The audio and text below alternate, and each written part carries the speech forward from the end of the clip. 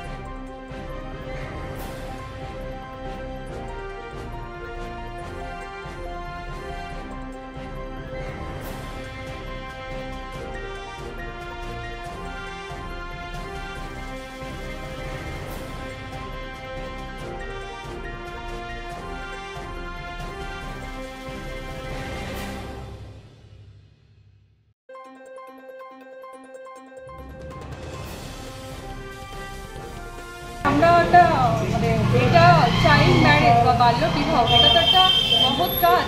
কারণ সেই বিদ্যাসাগরের আমল থেকেই চলেই আসছে, কিন্তু আমরা এই বাল্য বিবাহকে সমাজ থেকে উৎখাত করতে পারিনি।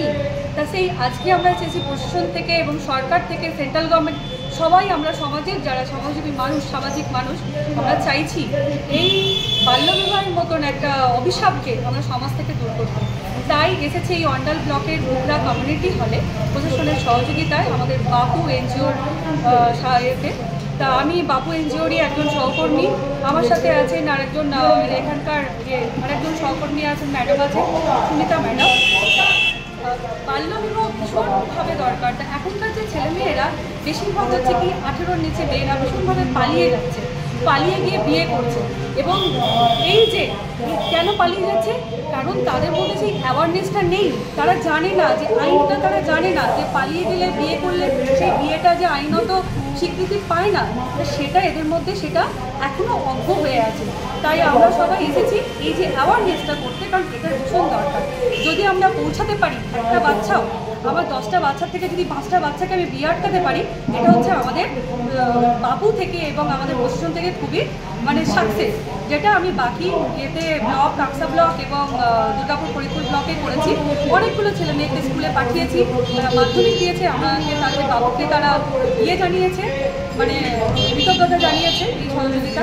তা আজকে প্রোগ্রামটা ভীষণ দরকার, কারণ আমি যখন কাজ করতে গেছি প্রোগ্রামে প্লেসগুলোতে, আমাকে অনেক মেয়েরা এসে বলেছে, ম্যাডাম আপনারা যদি আগে আসতেন তাহলে আমাদের বিয়েটা এত কম বয়সে করতে হতো না। সেই সব বাচ্চাদের 18-র নিচের মেয়েদের আকুতি, তাদের কাতর আর্জি আমাকে ভীষণ খুব কষ্ট লেগেছে। তাই প্রশাসনকে বলা হয়েছে, প্রশাসনের সাথে এবং এই সহযোগিতায় এই অ্যাওয়ারনেসটা আমরা চালাচ্ছি গোটা